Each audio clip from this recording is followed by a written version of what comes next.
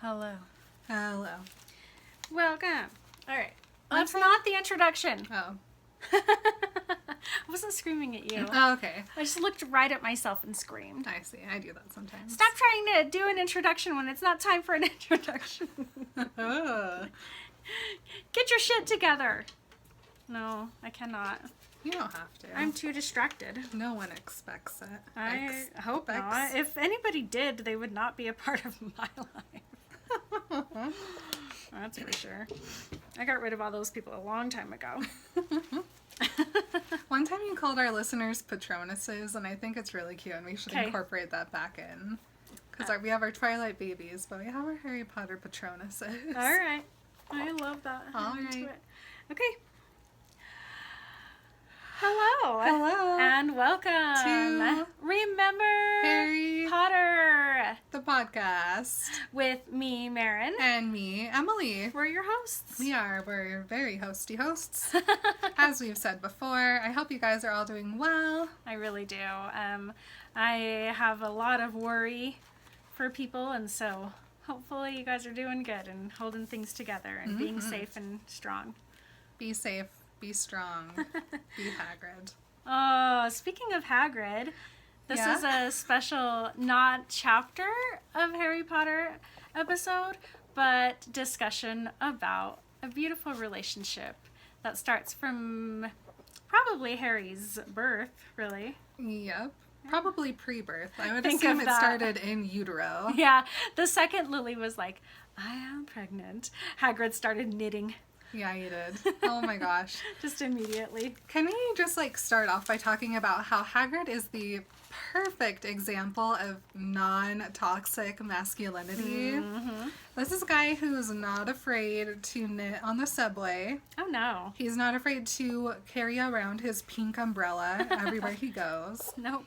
He loves animals, and he doesn't care who knows it. He's going to stick up for him no matter what. Yeah. But he's this big, strong, burly, bearded, leather trench coat wearing dude. Yeah. And he just doesn't care. I mean, he's got the big boots that he clomps around in, but then he also makes a dainty tea. Mm-hmm. He scrubs his table. He's a very domestic human being. Mm-hmm. He loves to take care of his home. I'm sure that he scrubs out every corner.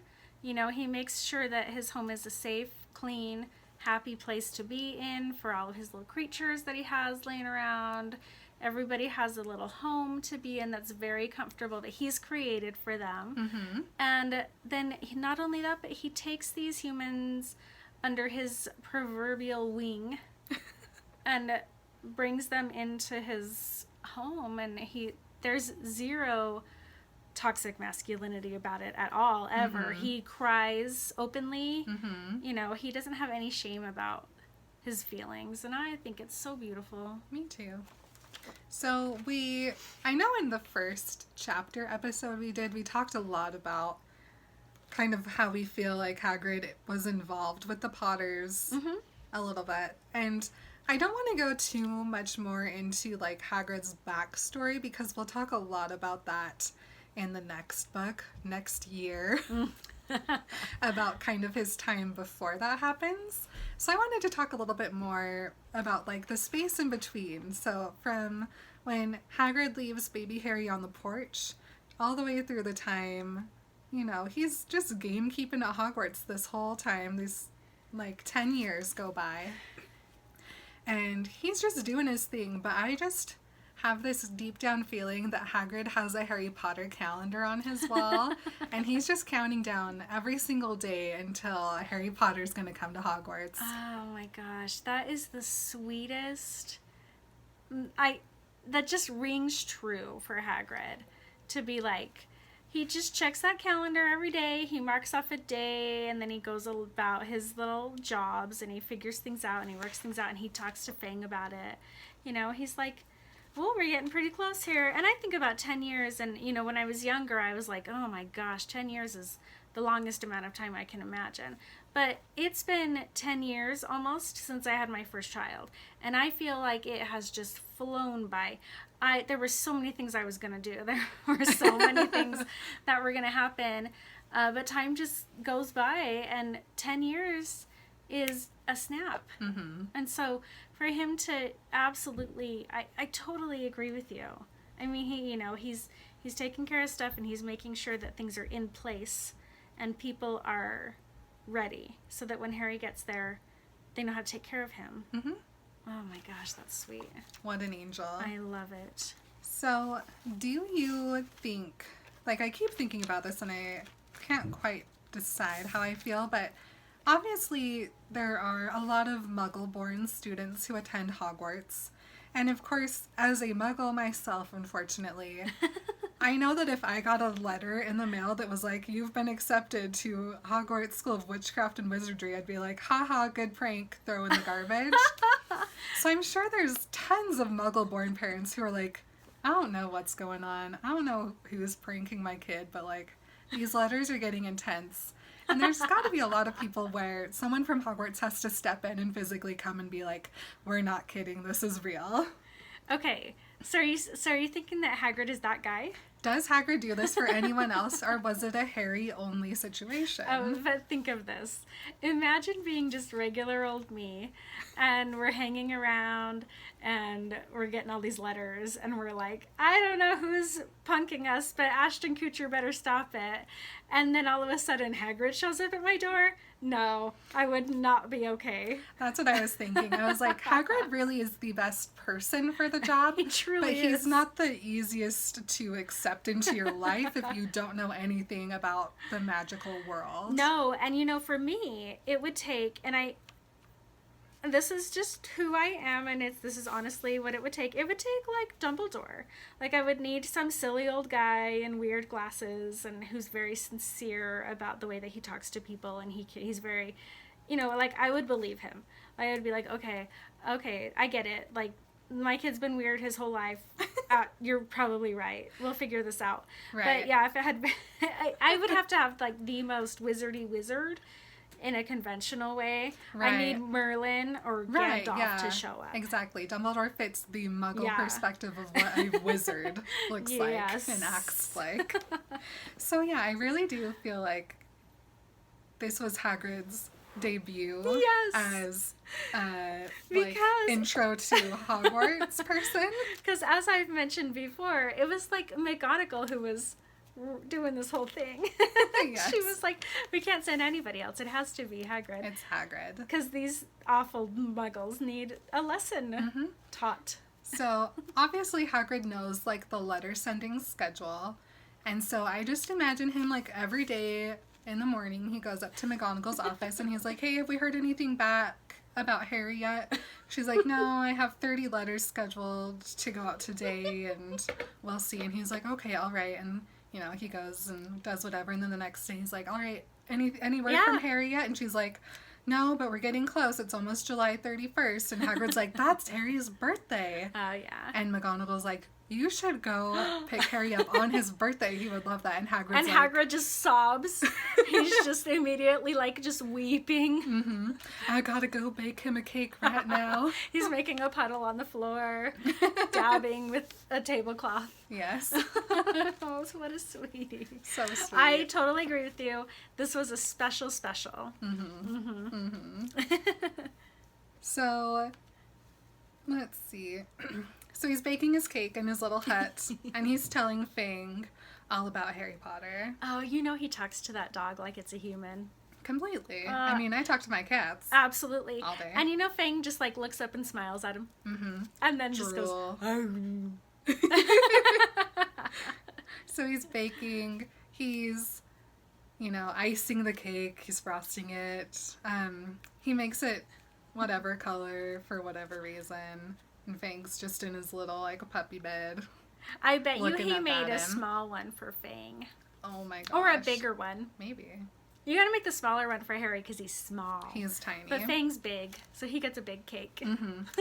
He has to pack all his pockets before he goes. And he's like, we're gonna need some sausages. You little hamsters. I need his key. Hamsters, for sure. Who else? Whatever else lives in his pockets. His key, some little bit of pocket change. Oh, man. What a guy. I'm loving it. So snacks galore. All the snacks. So an aspect of Hagrid that we've learned through the past couple chapters of being with Hagrid is we learn about his pink umbrella. And this pink umbrella, we know, can do magic, and he was very shy when Ollivander asked him if he still had the pieces of his wand. And no offense to bring up Dumbledore during the Hagrid episode, but... I already did it too. I was a little embarrassed, but it's fine. This gives me, like, another insight into Dumbledore a little bit, and I want to explore that. Okay. So, we know that Hagrid got expelled in his second year, and I also know that his dad died that year. And so Hagrid was going through a lot, and so here we have Dumbledore. He wasn't headmaster at the time, but he goes and he advocates to let Hagrid stay at Hogwarts, so he has somewhere safe he can grow up and where, you know, he has people who care about him, and he won't be mistreated. Mm-hmm. And so because of this, Hagrid is loyal to Dumbledore forever. He'll do anything for him because he gave him his home and made him feel welcomed and important. Okay, I have a question. Yes. This is a technical thing. So Hagrid got expelled in his second year? Yes. Which means he was 12. Uh-huh. I know I mentioned this before when we were doing another episode, but I'm like... Did he immediately get a hut? Or did they wait until he was a grown-up? Or are giants just more mature because they're bigger? I know we've talked about this. I know we've had this conversation, but I'm still stuck on it because I don't want to give a 12-year-old his own house. Right.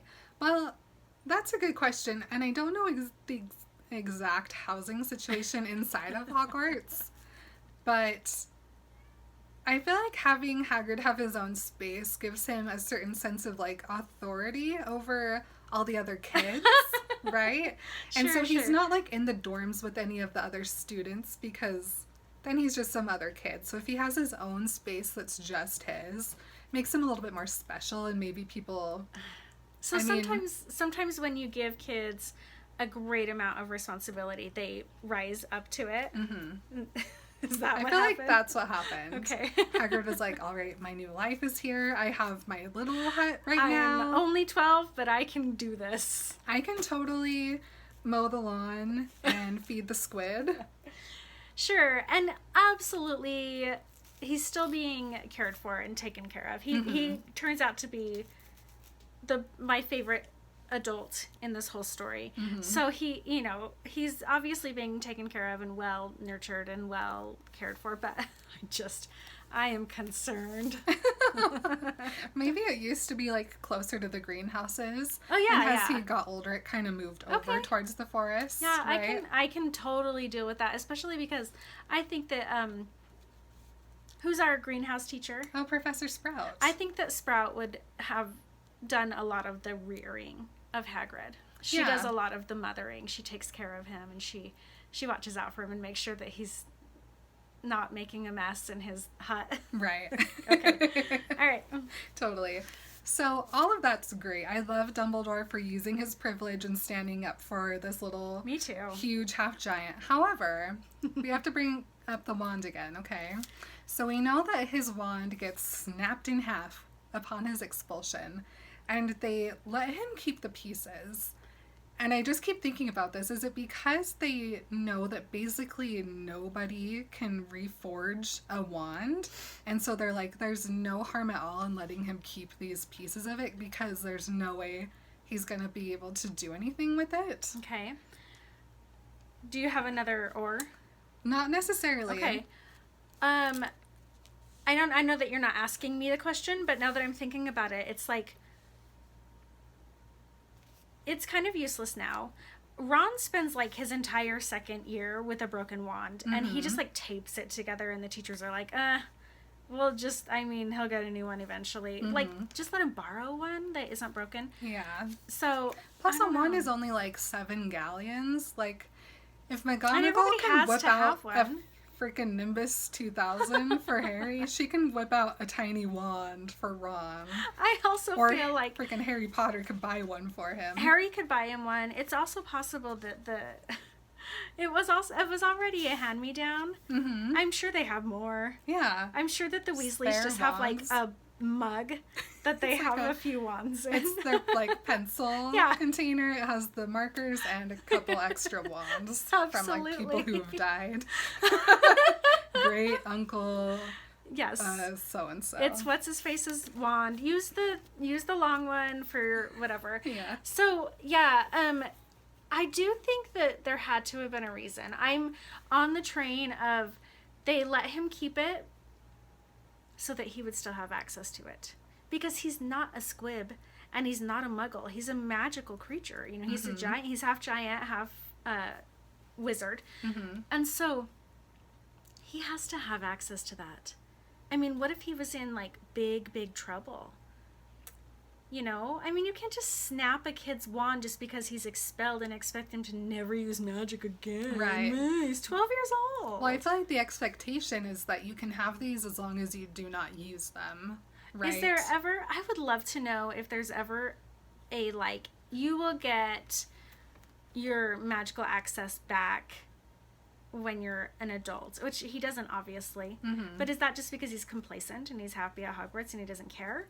Or, you know, like if he was like, well, I'm 18 and I'm gonna move out now and start my own life, I'm gonna open my own magic creature store and so I'm gonna get myself a new wand, would that have been okay? I don't know. Like, I'm so curious to know the rules around this, especially because yes, he was expelled from Hogwarts, but he didn't go to prison for it. So why take away his education rather than his rights? Like, it's just so weird to me. Oh my gosh. I mean, this is a whole other podcast. Yeah. But there is so much. I could talk for years and years about how our society would benefit from funneling money into education And instead of rehabilitation.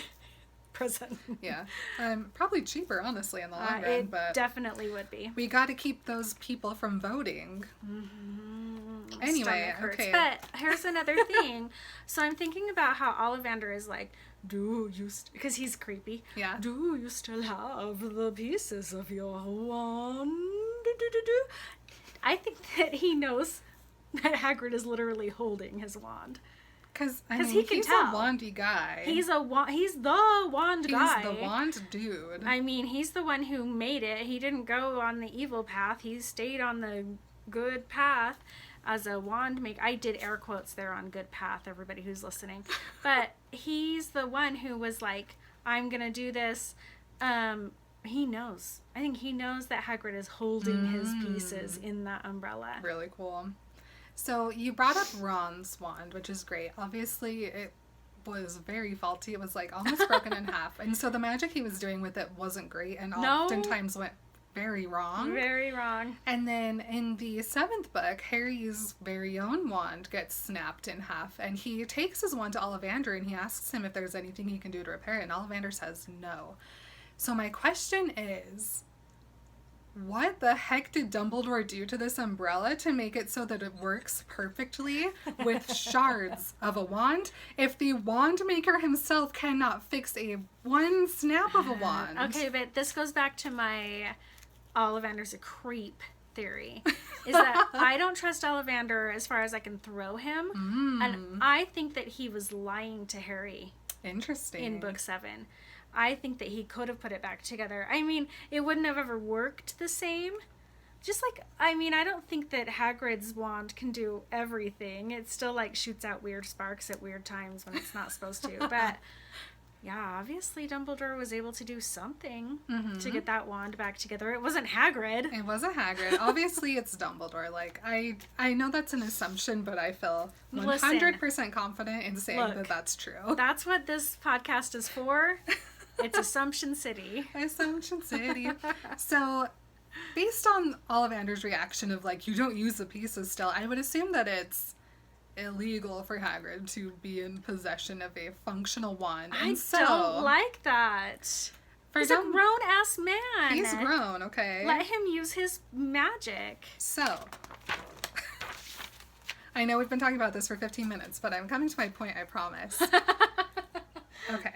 So Dumbledore doesn't have a problem breaking the law, especially if it's something that is going to benefit him in some way in the future. Yes, this is a sentence we should just make a cross stitch out of it and put it right behind us on the wall. And so Hagrid was in second year, so he knows like Alohomora, and he knows Livy Corpus. Maybe. He knows so many spells. He knows some spells, but not that many spells.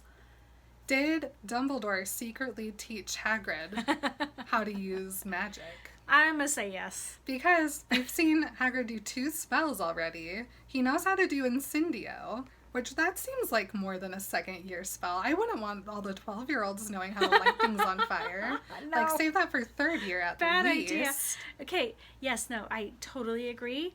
I think he was being taught secretly by Dumbledore, who kept him at the castle, even though no other expelled student got to stay at the castle. Not even Tom Riddle he didn't have parents, and he wasn't allowed to stay at the castle.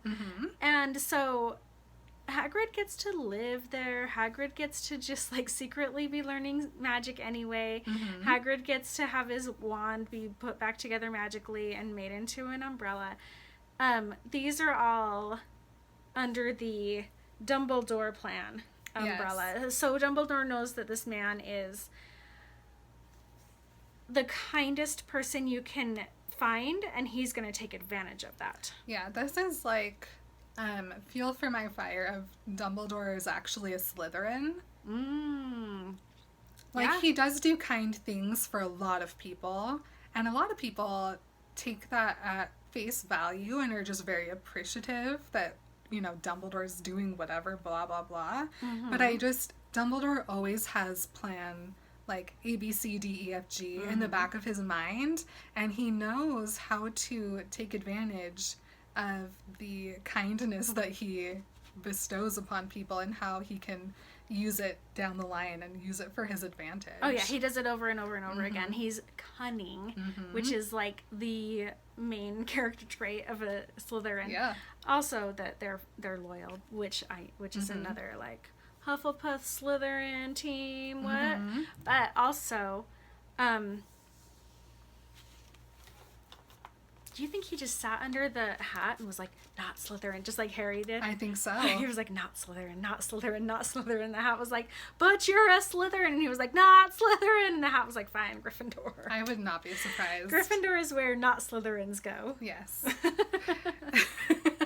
Okay. 100%.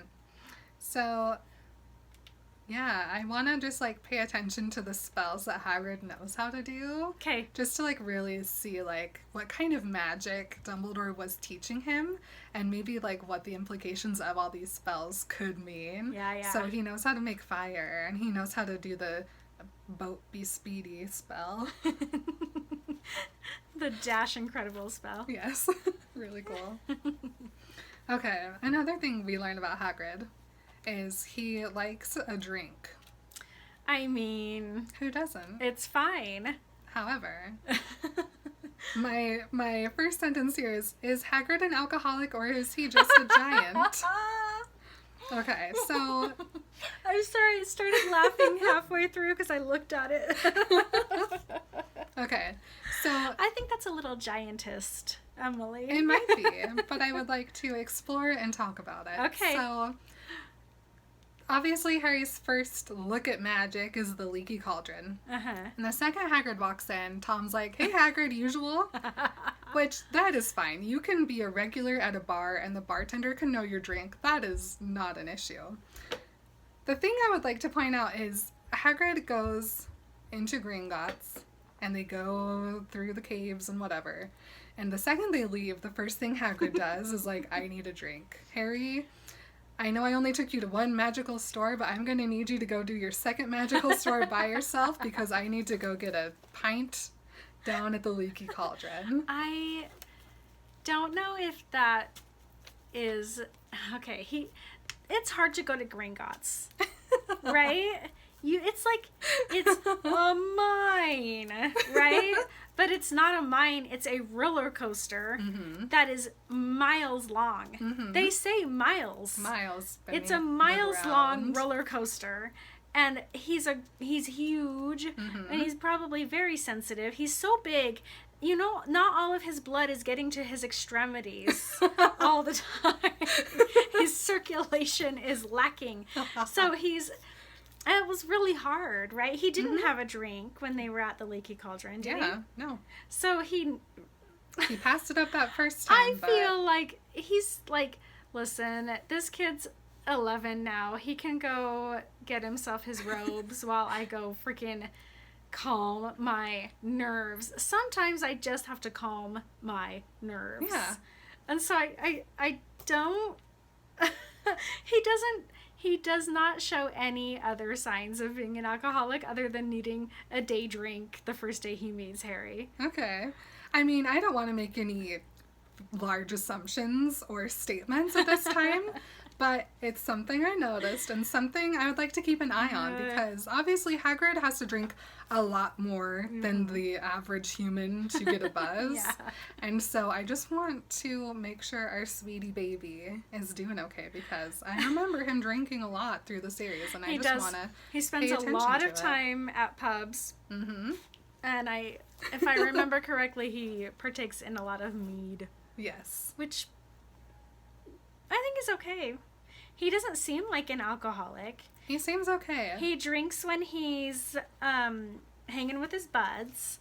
He drinks when he's a little sad, which is a little problematic just because alcohol is a depressant. So maybe, I don't know. I mean, I don't want to make any judgments on our boy here, but yeah, let's keep an eye on him. Yeah. Okay. By the way, when I said is Hagrid an alcoholic or is he just a giant, I didn't mean that giants are alcoholics. See, that's I meant that he's very large. Okay. And so what would be like alcoholism to a human wouldn't be for Hagrid. I just want to clear that up, because now that I'm reading it back, I'm like, yes, that sounded really awful and I didn't intend it to That's be why awful. I said that sounds giantist. Yes, I'm not trying to be giantist Okay, to good. our Hagrid. Good. Okay.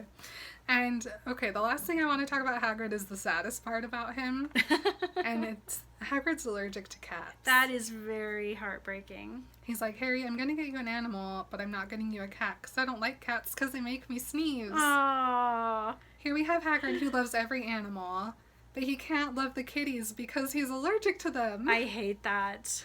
He would be such a good cat dad. Cats are the best animals, Hagrid. They truly are. He's really missing out on the best aspects of animal loverdom. Oh my gosh, imagine. So my friend Frank always has a big beard. And his cat, Aaron Purr, is always licking and grooming his beard. Imagine Hagrid's cat. Okay, he would have to get like a very large cat, like one of those lynx. Yes, probably. It'd have to be a bobcat. Yeah, and we know in like, what is it, the 4th book, Hagrid's like trying to get all nice for Madame Maxime, and he tries to like comb out his beard, but the bristles of his comb just get stuck in there because he can't brush it out. If he had a cat, that thing would be like maintained all the time. So groomed. He would be date ready at a moment's Beautiful. notice. He gotta get him a kitty. There's some like hypoallergenic cats. Yeah, he just needs a naked one. Oh my gosh. I just imagined it and it's really cute. Think of it though. It's cold in England, so and they're up high, right? So he's gonna knit some little sweaters for that naked kitty. That's the cutest thing I've ever heard. This is my headcanon. Okay. Okay. So those are my thoughts and feelings I have about Hagrid. I Up till thought they now. were great. There will be many a Hagrid episode to come, at least yearly. Yep. Maybe biannually. We love him. Who knows? He's great. Tell me your guys' theories about Hagrid and his wand and his expulsion, because this is some juicy stuff that will be very exciting to talk about later. Yep. I want to know. Thank you for joining us. We are so happy to be Harry Pottering with you guys. I hope you're enjoying it too. Yep. We have a lot of fun plans to switch up our Hogwarts episodes later on, so stay tuned. All right. And Anything else? No. All right. Let's create something magical together. Love you guys. Bye. Bye.